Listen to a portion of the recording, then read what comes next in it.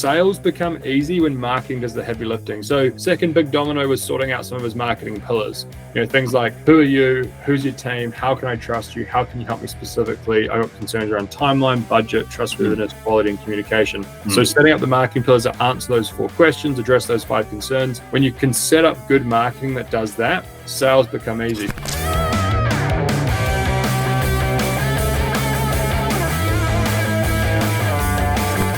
And live, we are live. Welcome everybody to the Builders Ladder podcast. We're here for another episode breaking down the tools and the systems used by some of our top performing members to help take their business to the next level. You can swipe and deploy these, put them in place for your company to help fast track your trial and terror, so you don't have to take too long reinventing the wheel or learning everything from scratch. I'm joined here today by Shane. Coach Shane, what is up, brother? How you doing? Give everybody at home a little bit of a debrief. Where are you based? What do you specialize in? And what do you like most about working with the members? Cool. Hey, thanks, Owen, for the invitation. Like Owen said, my name's Shane Dudenoi, and I'm based in Tauranga, New Zealand. And I joined the TVB whānau in sort of middle of last year. So I've just reached my 1-year anniversary. Feels like just yesterday. Far out. So good.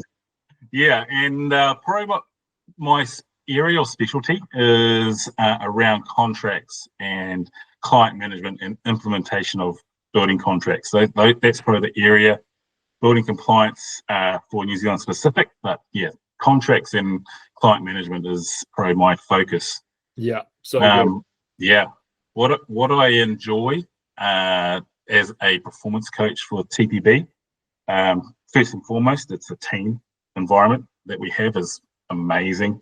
Everyone is at that top tier level and wanting to go even higher to break the ceiling. I love that about the team. But in terms of my role, I just enjoy helping people, making a difference. If I can make a difference with one of our members every day, that's my job done. I'm so pleased about being able to do that. Yeah, it's so much fun. It kind of sounds like a real cliche, but it's so true. Like the impact that we are able to have on a member's business has a bit of a butterfly effect, because they are often employing or have a team of 3, 5, 10, 15, 25 people beyond them. And then they're dealing with clients like 3, 5, 10, 15 projects annually. So if we can impact one person's business, not only does it impact the owner and their family, but it impacts their families that they're employing and then the families that they're building homes for. So it's incredibly rewarding. I completely agree with you. Yeah, I love it. Yeah. And you're kind of in like an all-star team in the member success department. Feels like everybody in that crew is like worthy of an MVP vote every single week. And in like the all-star division, it's off the charts. And you guys have probably one of the most charismatic leaders in Vincent Vincenzo. What a guy, huh? He's amazing. I've got so much respect for him, how he operates and how he pushes us is really key to him showing his leadership qualities.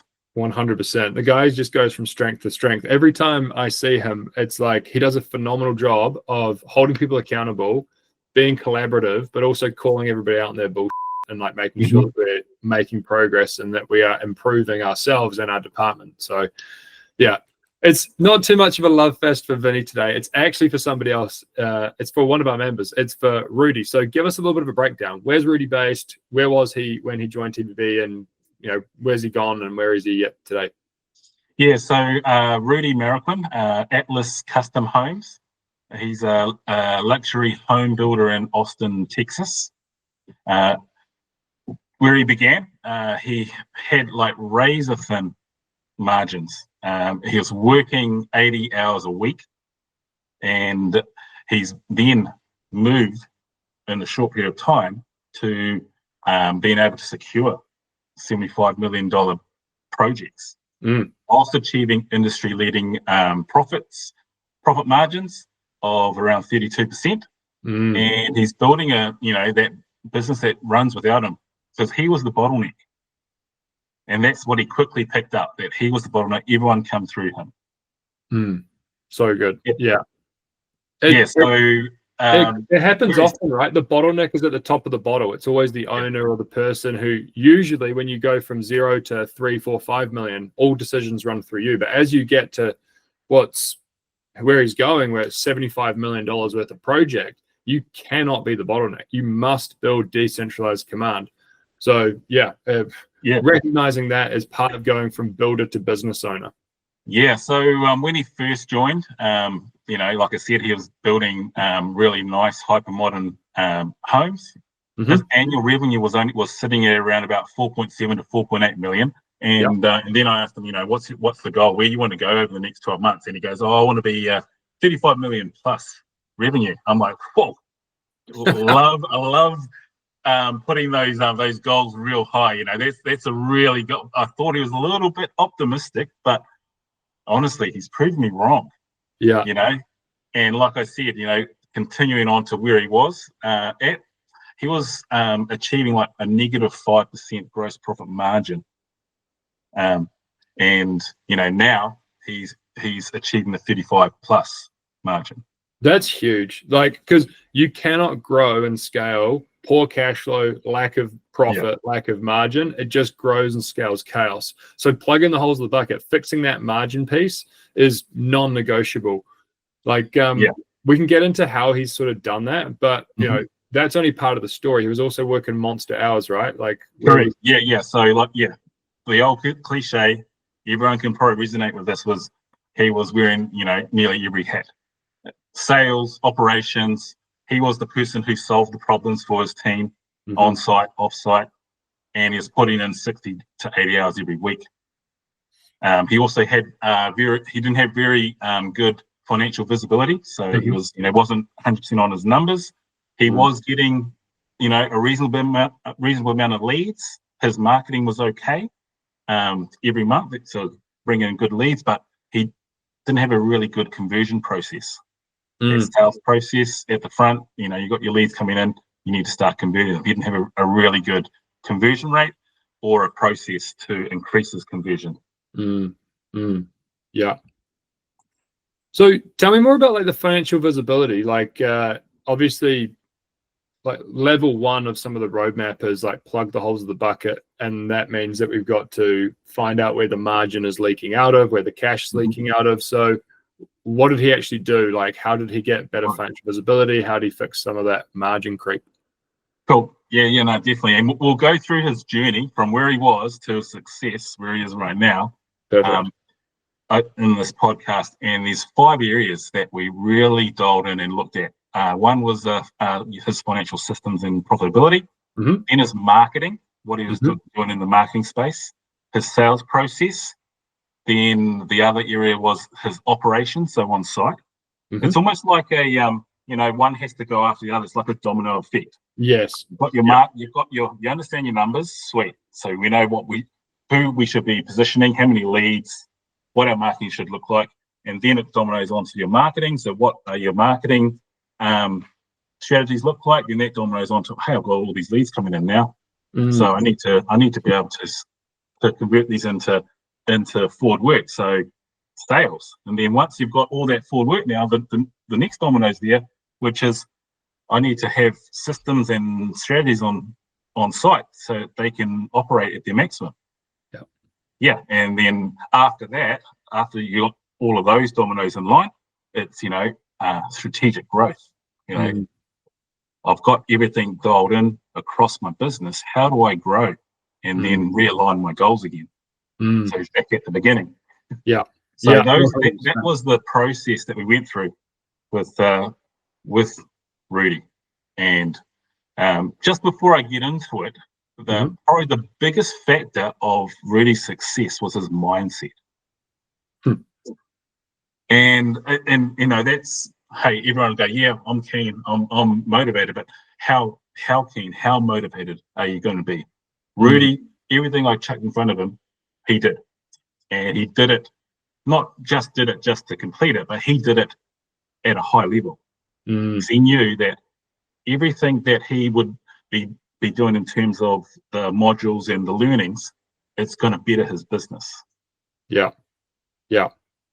So that was probably the key drive to his success was his mindset. He was so motivated to just throw himself at it.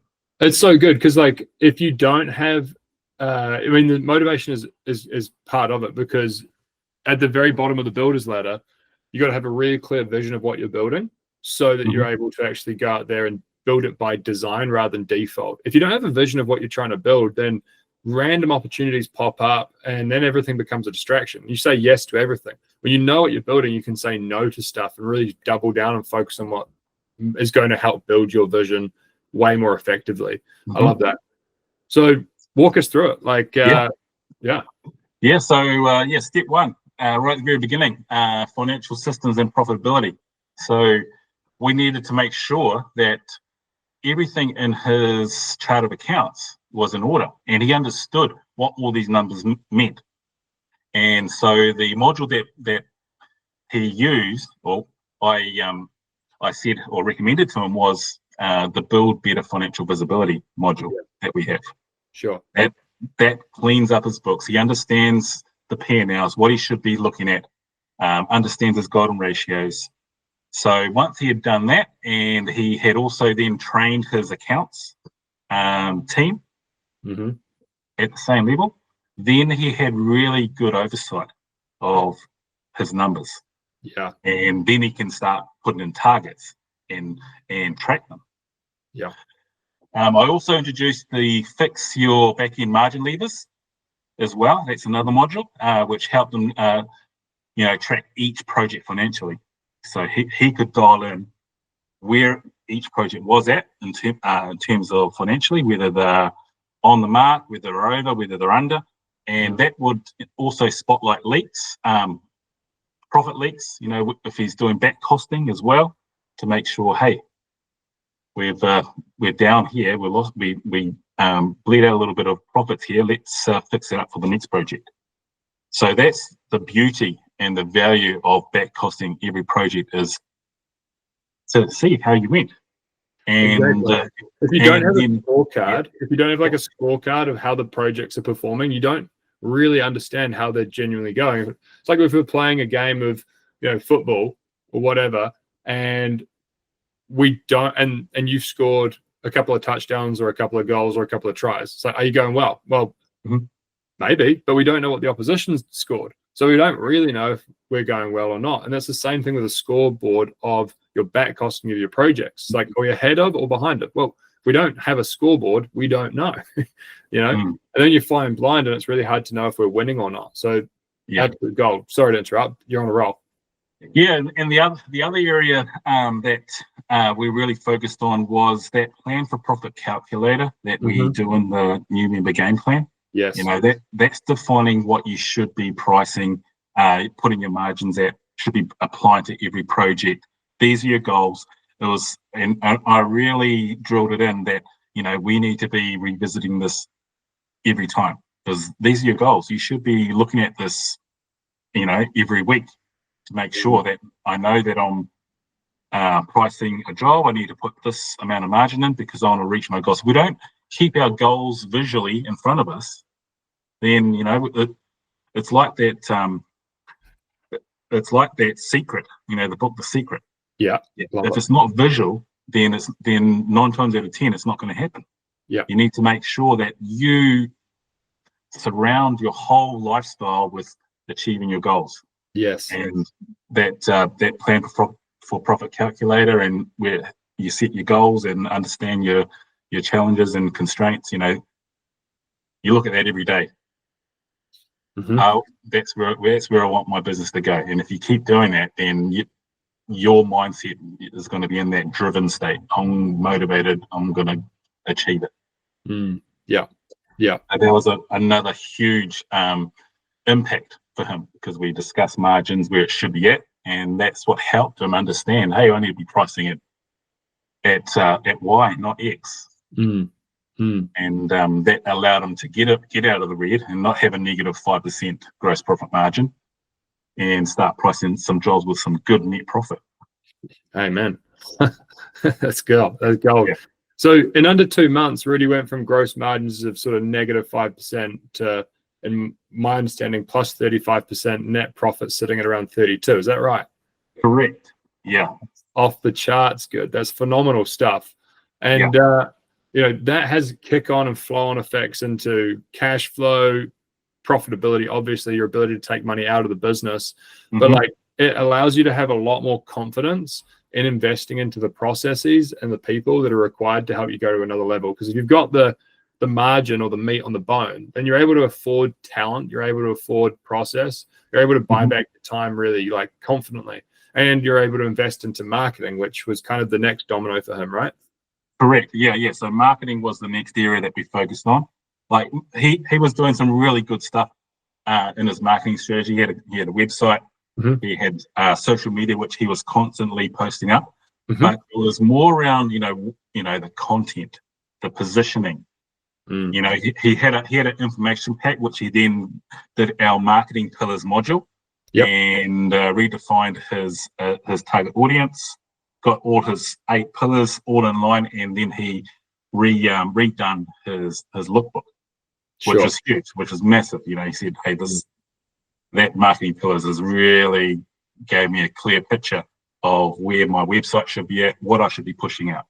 Yes. Yeah. I totally think that the marketing foundations should be one of the very first modules that every member should actually go through. Not one to, if they've got marketing in place, review what they're doing right now. Is it in line, or does it need to be updated? And 2, if they don't have anything in place, it creates everything for you. Yeah. And those marketing pillars, it appears in multiple areas of your business. It's website, it's social media, it's the lookbook, it's the quote as an action plan. There's those 4 areas already. Yep. 100%. You do the work once, you'll be able to pick it up and plug it into all these other areas, because like you get that right and it sets everything up in the right direction and allows everything to be pretty cohesive across and congruent across all these different places, like you're saying. And and you nailed it there, Owen. It's having that consistency in multiple areas will allow your target audience to see that, and they'll resonate. Hey, I just seen that on social media. This is the website. It's got a lookbook in front of me. They'll start putting all those dots together. Next minute, you're landing that project with them. Exactly. And then good marketing. So sales become easy when marketing does the heavy lifting. So second big domino was sorting out some of his marketing pillars. Things like, who are you? Who's your team? How can I trust you? How can you help me specifically? I got concerns around timeline, budget, trustworthiness, quality, and communication. So setting up the marketing pillars that answer those 4 questions, address those 5 concerns. When you can set up good marketing that does that, sales become easy. So that was like the next thing that he worked on, right? A sales process overhaul. Walk us through kind of what he did here. Yeah. So with that, we jumped onto the high converting sales process module, and he went through and I saw that he had an okay sales process. He didn't like sales, but he had an okay sales process in place. So I said, go through what we have and pull out the things that you can actually implement your current sales process to level it up. And he pulled out our process around space, that sales, that kind of safety, performance, appearance, comfort, economy, and dependability. And he got a really good understanding of that, and sort of knew, hey, that just changed my world when it came to my sales process. If I keep that in mind and structure my sales process around space, then that's really going to dial my proposition up. Yeah, so good. Nice. And then with a good process in place, you're able to train other people to use it, right? So quite a lot of like growing a business is setting up systems that run the company and then finding talented people to run those systems and to obviously improve and iterate them as they go, but give them a safety harness or a starting point on where to be and how to be successful. So with a good sales process in place, he hired a VP of sales, if I'm not mistaken. Correct. Yeah, he did. And that VP of sales, he had a strong background in automotive sales, but he knew sales in general. So he was, one of those, you come across those guys, the Vinnies of the world, who have the gift of the gab, who know how to extract the right information that that he can use, right? Yes. Mm-hmm. And this guy's one of them. And so with the process that he had in place, that lookbook, quotas and action plan, that helped him help Rudy move away from sales, pass it on to his VP of sales, and say, "Hey, I'm confident that you'll be able to follow this process that I have in place and convert all our leads." Because like I said, he was honest. He said, "Hey, I'm not a fan of selling." It's absolutely fine, right? Like as the business owner, we want to identify the aspects of the business that you enjoy most, that you're able to provide most value to, and we systemize the other areas. So there's nothing wrong with wanting to get out of sales or estimating or project management. It's your business where you can build it however you want to build it. And this is like great from Rudy to just recognize and understand his value doesn't sit there. His value sits somewhere else, but it is his responsibility to delegate and not abdicate. So don't just like hire the VP and tell him to go and knock him down, champ. Like put the process in, then hire the VP and then onboard him correctly. So I love that. Like having a quote as an action plan allows people to like actually go page by page, present a quote effectively, and not just rely on the gift of the gab and their ability to talk the ears off an elephant, right? That's just a bonus sort of thing. If you can find somebody that comes naturally to sales. Yeah, exactly. Yeah. It also allows you to like introduce variables other than price, right? So if we're just presenting your quote and there's 4 pages of numbers, we're inevitably going to be competing on that number, on price.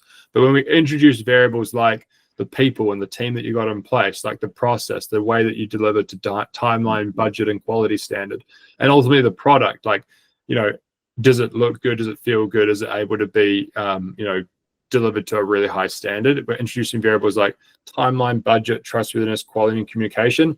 Price will still be a consideration, but it's competing now against these other 5 areas rather than only being the only consideration. So totally, I agree on. And when you do that, you're actually setting the bar and the expectations of the client for every other builder that you're pricing up against. 100%. You like, you're a rising. I couldn't agree more. Like you're blowing your competition out of the water because nobody else is kind of doing this. They're just licking their finger, holding it to the air, and go, "Oh, I reckon we could do it for 7,500 a square, love." And it's like, you're the professional builder. You're the one who's positioning yourself really strongly in the market versus, and if you do that and you educate the client, this is what we're offering. They'll be asking the same from every other builder that you're competing against. Who do you use? What's your process look like? And if they can't produce that, then they're actually lost the trust. The trust bar's gone way down again. Boom. Yeah, 100%. So he went through mindset, understanding his numbers, marketing as being a big domino that knocked it over, and then sales process. Where do we go to from here? So from here was all around the operations. So now we've got we know our numbers. We've got our marketing dialed in. We've got our target audience. We're bringing in leads. We've got a VP of sales who is converting our leads. Now we need to focus on the operational side of things. Got it. Nice. Yeah, so that was the next focus, making sure he has the right systems and processes on site to run the projects efficiently and give them really good oversight.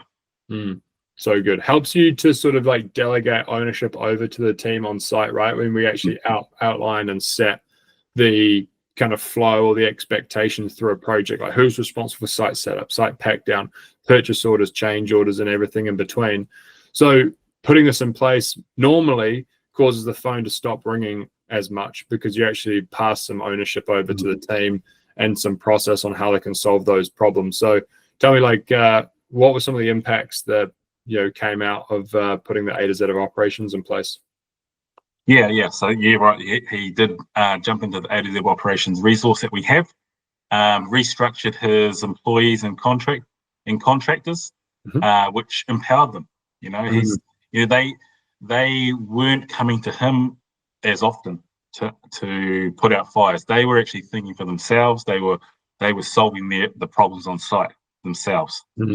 Yeah, and that was huge to get off his plate, because that he was spending a lot of time because, like I said, he was the bottleneck. Everyone came to him. Spent a lot of time having to deal with those questions. Yeah, and this is huge, because this allows us to do step number 5, right? Which is think strategically about the business. When you're stuck in the day-to-day operations and you're doing everything from answering the phone to doing material pickups and drop-offs to answering, client and team member questions, there's zero space for you to actually step back, think strategically about how you can grow the business and achieve your goals of the company.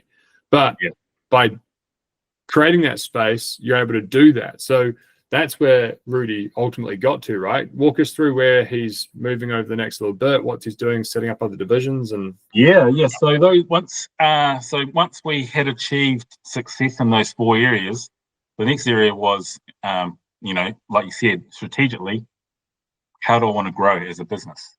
And Rudy then saw a really good opportunity that came his way around purchasing a cabinet making company. Nice. And now he has launched his Atlas custom cabinets, which is going to sort of tie in to his Atlas custom homes. Love it. Yeah. And that business that he saw the opportunity, because he said, I can't actually pass this up, because I was talking to him about it. He said it had 40% profit margins already with their current client base. So good. Yeah. I love that. Very healthy margins. And then he, didn't stop there, right? Like, that's a story similar to like Brendan Salby, where he's setting up multiple businesses under the Next Level brand. And here Rudy is doing something similar under his brand. But then he's sort of doing developments as well, right? Like, he's probably the biggest success story, the biggest win from this whole thing. Yeah. So he's jumped into securing some development projects. 38 homes totaling to 72 million. Another 16 homes that that are going to bring him in like 3 million profit. He's really elevated his profile in Austin right now. Wow. Yeah, it would probably make him one of the larger builders in the region, if not one of the largest over the next little while. Phenomenal stuff. But this is like not at the expense of burning the candle at both ends, right? He's able to reduce his working week, if I'm not mistaken. Yeah, so his lifestyle, had totally changed. He was, like I said, he was working 60 to 80 hours a week, and then on our 3rd month, he's like, Shane, I want to tell you something. He's like, I'm like, yeah, I'm all ears. Tell me. He goes, you know what my day looks like now? He's like, I come in at 10 o'clock and then I leave to go home at 3 o'clock. And he said, he's like, I'm confused. And he's like, confused about what? He's like, I'm working less hours, but I'm achieving more in my business. Like, he said, across the board, like achieving more in terms of implementing to the business, in terms of revenue, profit, everything. He's like, that doesn't make sense. I was working 60, 80 hour weeks and earning this amount and achieving this. I've reduced my hours and it's like gone exponential. It's way, I'm achieving way more. He's like, you tell me, how does that work? I know. Well, that's where the mindset shift. This is almost full circle, right back to where we started, right? The mindset of normally we get into this game because we're great builders. We enjoy producing things with our own 2 hands, right? But as we become business owners, we need to build out process and people. And then we normally need to solve things via good process and via talented people. Mm-hmm. So your ability to create leverage and a greater impact that way is far better than your ability to create a business being the best employee every single month on month. So it kind of like breaks a lot of our mindsets because, we've been taught to work hard, and that's not incorrect, but it's like, you got to work hard on the right stuff. You've got an amazing sort of like note here at the end as a main takeaway. And it's that it's not about doing more. It's about doing the right things in the right order, like making sure that you stack hard work against the right things that will get the biggest outsized return, right? Correct. Yeah, exactly. And that's what he realized after he posed that question to me about, it doesn't make sense. Why is this? He said he realized, Owen, was I've stepped away and stepped back, and I'm not working in the business. I'm not the bottleneck putting out fires and answering questions. I'm the business owner now, and I'm working on it.